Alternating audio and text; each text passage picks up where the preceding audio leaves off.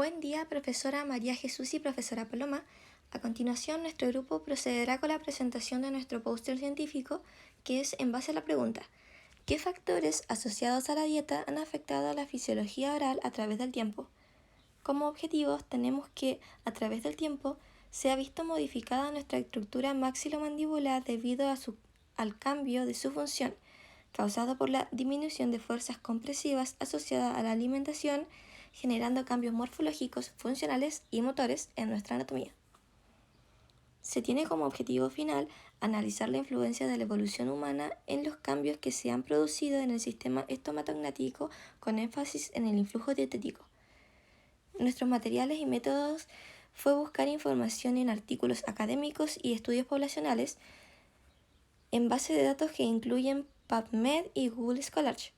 utilizando términos de búsqueda tales como dieta, evolución y oclusión, agenesia dental, Wisdom 2, entre otros. Se incluyeron estudios con alrededor de 5 años de antigüedad y sin restricción de idioma. En cuanto a los resultados, primero que nada se nos presenta una tabla comparativa y unos gráficos de diferentes formatos, que si los analizamos veremos diferentes resultados de diferentes subtemas que encontramos de variados estudios, que al final se van a relacionar al tema principal. En primera instancia podemos observar una tabla comparativa en la anatomía craneofacial entre homínidos arcaicos y homínidos actuales, es decir, el ser humano. Esto nos puede hacer referencia a las imágenes mostradas en la introducción del póster, donde se compara anatómicamente la arcada y cráneo de un homínido arcaico con un modelo actual, pero desde un punto de vista más visual. En cambio, esta tabla vendría a ser algo más específico.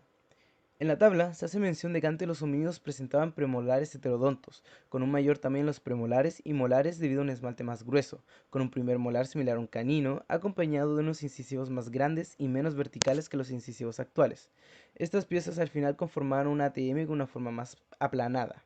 En cambio, los homínidos actuales tienen una reducción considerable y significativa de los tamaños de las estructuras óseas, como los maxilares, significando a su vez la reducción de piezas dentarias anteriores y posteriores, así como su grosor de esmalte.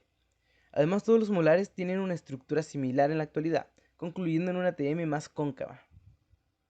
En segunda instancia podemos observar dos gráficos, el gráfico 1 y 2 respectivamente, el cual vendría a ser de un estudio que midió la presencia de agenesia de los terceros molares en una población de alrededor de 20 años, siendo una comparación entre una muestra que corresponde al 2004 y otra al 2020. La muestra del 2004 podemos ver que de un total de 456 individuos, solo 96 presentaron agenesia en los terceros molares, siendo un 21%, siendo más prevalente en mujeres con un 22% y los hombres solo con un 18%. Por otro lado, en cuanto a la muestra de 2020, encontramos que de 236 individuos, solo 65 presentaron agenesia, mientras que los 171 restantes presentaron sus terceros molares. Es decir, que el 67.5% presentó agenesia en los terceros molares. Si bien se puede ver que las mujeres siguen teniendo una predisposición por sobre los hombres, también se ve que ha aumentado ligeramente el porcentaje de la agenesia de los terceros molares en una generación de diferencia dentro de estos 16 años, es decir, del 2004 a 2020. En tercera instancia podemos ver otros dos gráficos, el gráfico 2 y 3 respectivamente, de un estudio en el cual se tomó un grupo de 98 infantes de entre 3 a 6 años de edad, de los cuales el 44.9%, es decir, 44 niños, presentaba algún tipo de maloclusión. De estos 44 infantes con maloclusión, el 18% tenía una lactancia materna exclusiva. Sin embargo, de los 62 niños con lactancia materna exclusiva, solo 8 tenían maloclusiones, por lo que no se puede deber a factores como la lactancia, sino más a otros factores externos. El 77% que tuvo una lactancia mixta vendría a ser una lactancia materna y de uso biberón. Entonces, de 34 niños que tenían una lactancia mixta, los 34 poseían maloclusiones. Por último, el otro 4.5% que tenía maloclusiones se debía a un uso exclusivo del biberón. Pero hay que tener en cuenta que los dos niños que tenían este uso exclusivo de biberón, los dos presentaban maloclusiones, por lo que podríamos decir que hay un factor en común en el desarrollo de la maloclusión en infantes, siendo este el uso de biberón durante la infancia. Bueno, ahora pasando a la bibliografía, podemos determinar de que sí existe una relación entre la dieta y la morfología. En primer lugar, debido a las propiedades físicas de los alimentos que condicionan la forma del diente. Además, la lactancia materna, que está asociada al tipo de alimentación de los menores, contribuye a la disminución de maloclusiones, debido a que favorece al óptimo desarrollo craneofacial. Además, los hábitos dietéticos de los humanos modernos, que incluyen alimentos más procesados, que requieren menos esfuerzo para ser consumidos. Por lo tanto, es plausible que el sistema masticatorio muestre cambios de tipo adaptativo,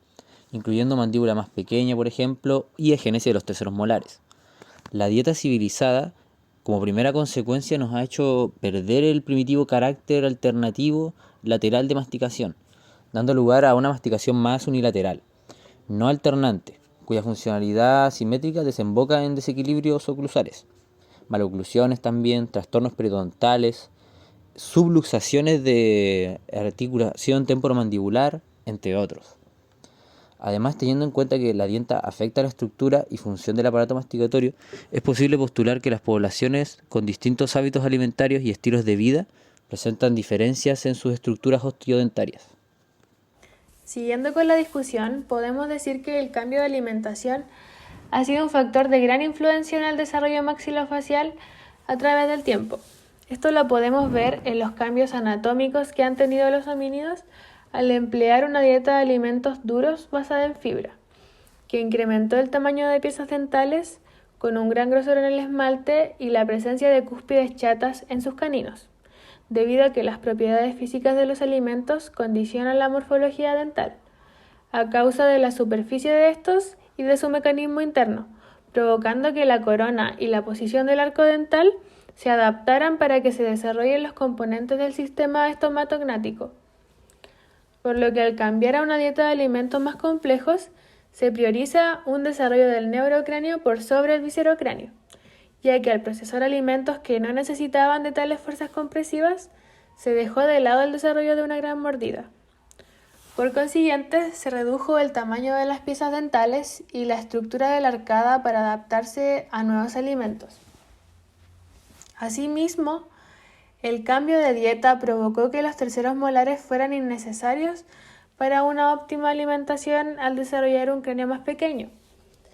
asociado a la falta de altas compresiones y a los alimentos blandos o procesados.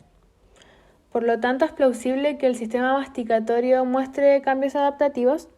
incluyendo las mandíbulas más pequeñas y terceros molares faltantes, lo que conlleva que estas estructuras óseas terminaran como unos simples vestigios evolutivos, que según datos de estudios recientes podrían llegar a desaparecer con el paso del tiempo, debido a que hoy en día el 28% de la población nace sin poseer esta pieza dentaria, lo que nos deja entrever un flujo de evolución en la dirección de que cada vez es más común la genesia en las líneas filogenéticas del ser humano. Por otra parte, se debe considerar los diferentes hábitos que se han empleado en los recién nacidos como forma de reemplazar su alimentación, ya que en la actualidad existe una pérdida del amamantamiento del lactante por vía directa con la madre, en donde prevalece el uso de herramientas tales como el biberón. Por lo cual hay que tomar en consideración que si desde que nace el individuo recibe sus estímulos fisiológicos que son necesarios para el desarrollo ortognático de su aparato masticatorio, esto asociado a una lactancia materna, una alimentación en base que sea dura, seca, fibrosa, el resultado de esto será un correcto desarrollo tanto morfológico como funcional. En cambio, si se emplea una alimentación a través de estímulos asociados a alimentación blanda, el uso también del biberón, el desarrollo morfológico podría llegar a ser perjudicial para el bebé, ya que al crecer podría provocar problemas en la relación que tiene a su masticación, su deglución y en total a su estructura maxilofacial. Todos estos cambios que han ocurrido en la actualidad se pueden englobar y se pueden evidenciar en una enfermedad la cual no es muy conocida, pero recibe por nombre enfermedad de la evolución del aparato masticatorio humano, la cual se da como resultado de los cambios evolutivos, los cuales los podemos ver asociados al canino, la bipedestación, la encefalización y una dieta civilizada asociada a alimentos blandos, a preparados. Todo esto va a repercutir en nuestro aparato masticatorio, dando lugar a una disminución del volumen, de la estructura y el desarrollo óseo, también dificultando el vivir de la persona que lo padece.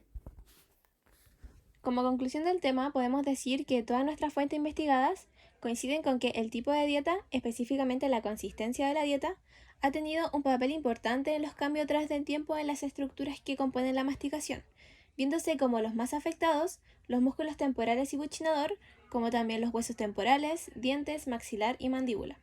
Además, en el caso de los músculos, es debido a que la fuerza ejercida durante la masticación ya no es tanta comparada con la que han tenido nuestros predecesores, porque al tener una dieta en base a alimentos más duros, la mandíbula, el maxilar y los dientes solían tener una apariencia más robusta.